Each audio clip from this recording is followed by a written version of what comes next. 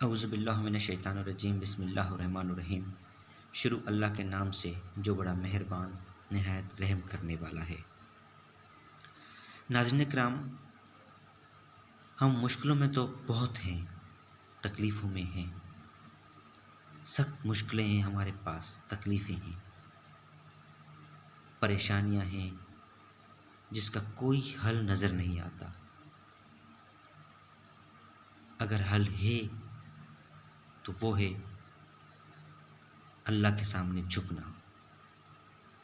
پریشانیاں ہمارے ارد گرد میں بہت ہیں، لیکن کبھی اللہ کے سامنے جھک کے تو دیکھو، کبھی قرآن کی طرف آ کے تو دیکھو، کیا فائدہ ملے گا قرآن سے؟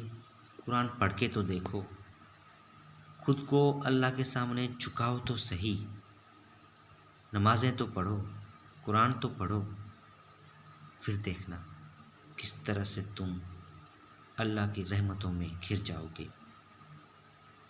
آج ہم آپ کے لیے ایک ایسا وظیفہ لائے ہیں جو رحمتوں بھرا ہوا ہے۔ یہ دعا آپ کے سامنے پیش کر رہے ہیں۔